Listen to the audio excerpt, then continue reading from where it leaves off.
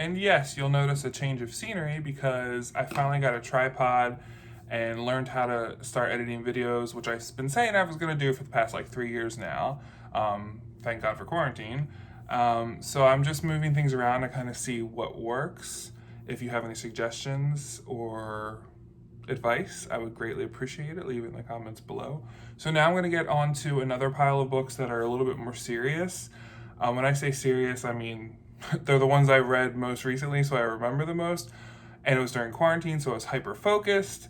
But I felt like some of these are definitely ones I would recommend.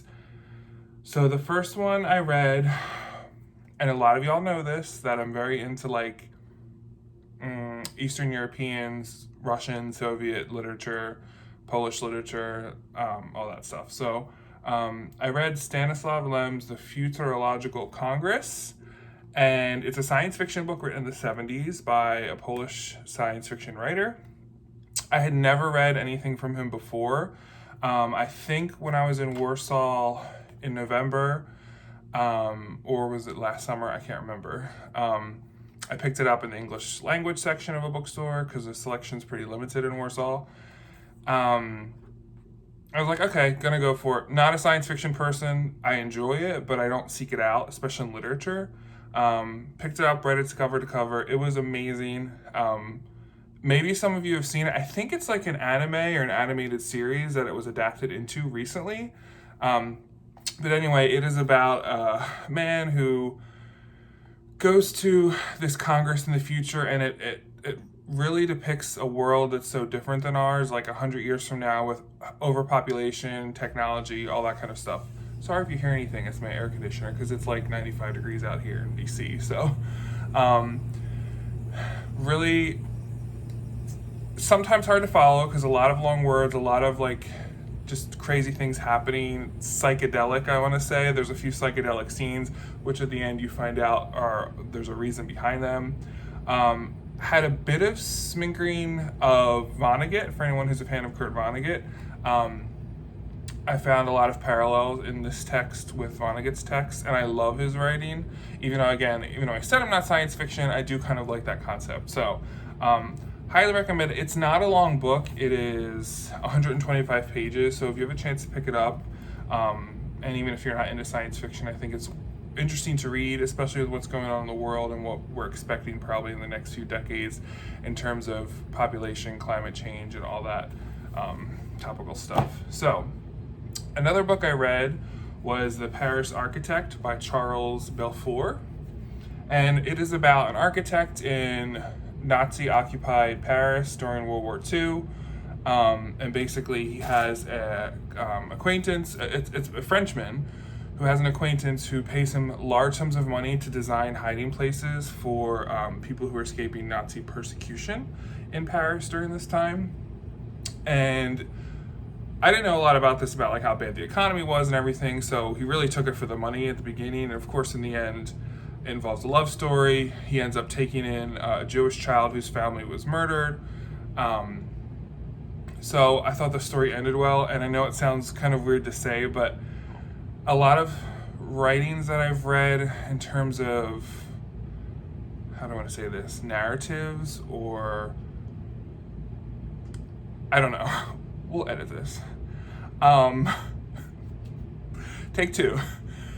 It's written from the perspective of a man, which maybe I seek out literature that's written by women more often, or the main characters are women. But this is one of the first times that I read something where the character was a man, and it's written by a man, who, by the way, is a real-life architect, I'm pretty sure. Maybe he's not. I think he is. Sorry. So there was a lot of interesting perspective notes from a mature man. So just wanted to toss that in there. I thought it was interesting. And the reason why I read this, I guess it's considered fiction, but it's kind of historical fiction, is that I used to be anti-historical fiction. I found no interest in reading more like fictitious accounts about actual historical events. I'd rather read about real historical events from accounts from people, if that makes sense. But I was visiting family somewhere and there was no bookstore nearby, so I ended up picking up this at Target. It's Pam Jenoff's The Ambassador's Daughter. It was the only book that because Target only has a few books and magazines and stuff. So I was flipping through, I was like, oh, I could kind of read this. Ended up reading the whole thing, loved it. It is about a young girl whose father is a German ambassador, and they go to the Versailles Treaty after World War I when Germany loses, and those other powers, I'm not that great at history, those other powers basically screw Germany over and what happens after World War I to the country. But it's from the perspective of a young woman who goes with her father to attend the conference, and the things that she experiences. She ends up becoming a translator for a German officer because she speaks both German and French. I thought the writing was like superb and how it transformed you to that time, which again, maybe it's because I don't know much about it that I found it so interesting. Not only the fictitious events, but the different types of viewpoints that were represented during this time period.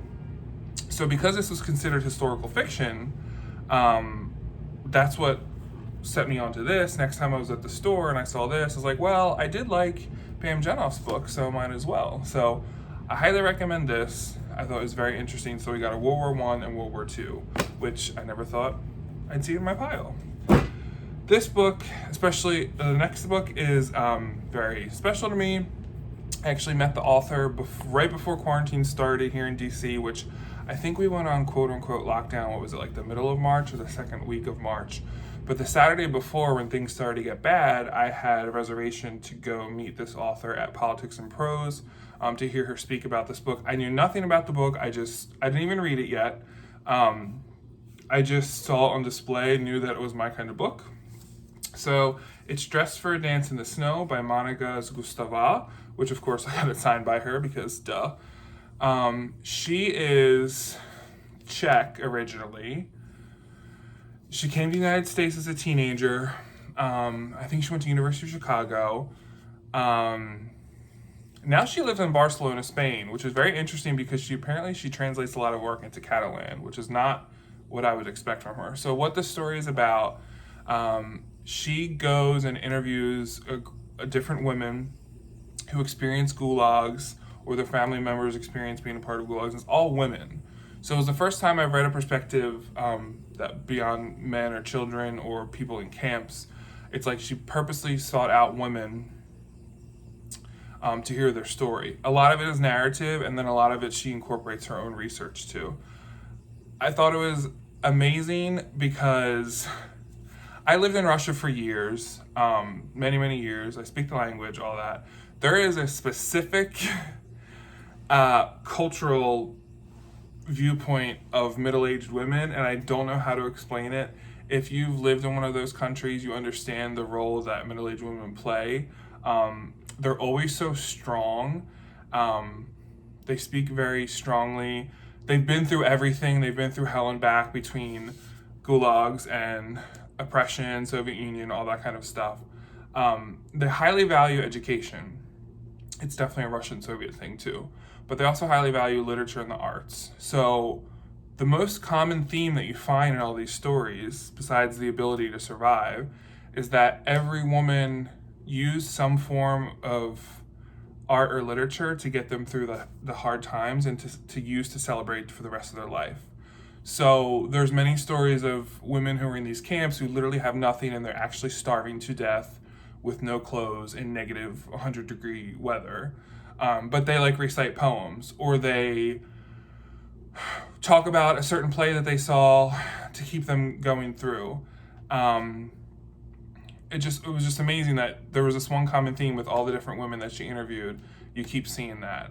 So it's kind of like this universal theme that the humanities create the actual human experience regardless of what your external circumstances are. So highly recommend it. I'm intrigued to see what else that she has written, whether it's in Catalan or English or Czech or Russian. And she was a very educated, feisty woman. I loved meeting her. Typical, I don't want to say elderly, but she's vivacious. Her makeup was all done, dressed like just this typical middle-aged Eastern European woman mentality, which again, I can't describe. I'm sure there's dissertations out there about it. I have a million stories about my encounters with babushkas when I've lived in Eastern Europe. So yeah, highly recommend Dressed for a Dance in the Snow. Loitering by Charles D'Ambrosio. It is a collection of essays. I, again, didn't read all of them. Some of them were really good. Some of them I just skipped over. Again, love essays. Maybe we'll come back and visit some of these essays that I skipped in the future, but for now, done with that. I read 24/7 by Jonathan Crary. This is considered a philosophy and politics book. At the time, it was months ago that I read this. It was basically, I was very interested in learning how us being connected through social media and our society has created this like 24/7 mentality where everything's always on. You can't actually take a break. How is that affecting our psyche? It's like this concept of hyper-capitalism, working all the time, kind of the future of where we're going. So I read this because I'm trying to read more things that are philosophical. I don't want to say I'm interested in philosophy, but maybe it's because I'm getting older and I'm seeing things from a different perspective. I would like to learn more about that. So that's why I had read this book. This is A Short History of Monsters by Jose Padua. And I was in Winchester, Virginia, which has one of the best bookstores I've ever been to, independently owned, called the Winchester Book Gallery. It's where I get a lot of my books when I'm out there visiting. Great people that own it. If you ever have a chance to go to Winchester, Virginia, go to this bookshop. That's all I'm saying. It's also near wine country, so if you like wineries, you can also do that. Kill two birds with one stone. So I believe he's a local. He's either local or he's been there, because when the woman checked me out, she like met him and told me stories. Very powerful prose and poetry from this man. I wish I could tell you more. I just remember when I read it, I was like, damn, this is pretty awesome.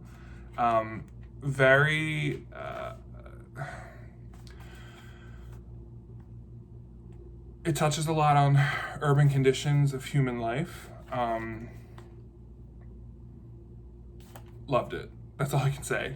I should have prepared better, but I didn't. Whatever. The goal is to just get this done and break the... What is it called when you like haven't done something for a while, you need to do it again, just jump in?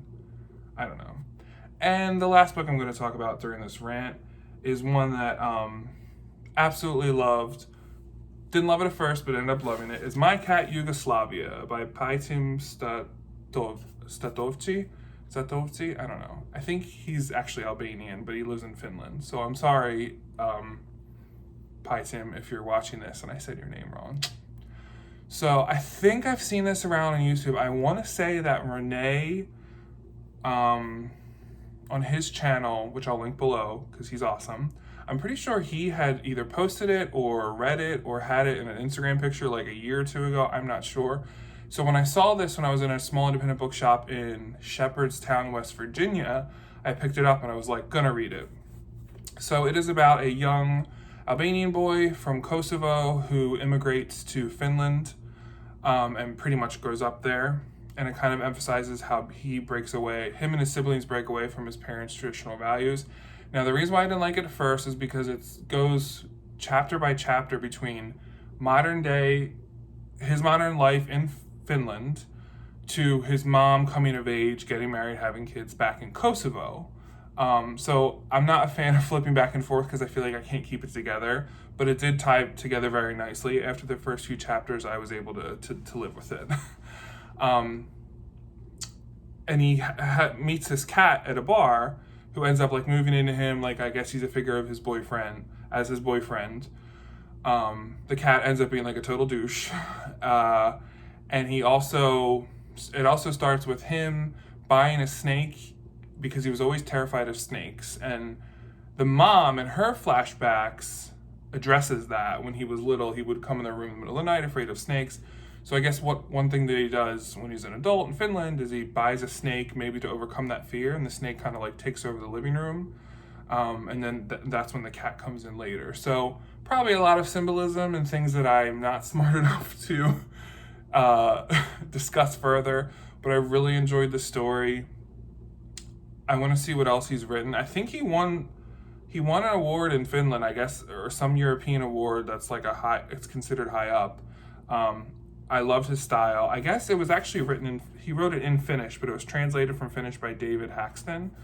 Would love to read more of what he wrote. Of course, I think he's young. I feel like he's younger than me, and it makes me feel very unaccomplished that you have a young person who's able to do so much. When I'm sometimes unable to figure out if I want to clean the fridge or not. So, anyway, that's all I have for now. I hope everyone is doing well wherever you are and being safe. I just wanted to make a video because if I don't, I'll never will again. If you have any suggestions or comments, let me know, and take care.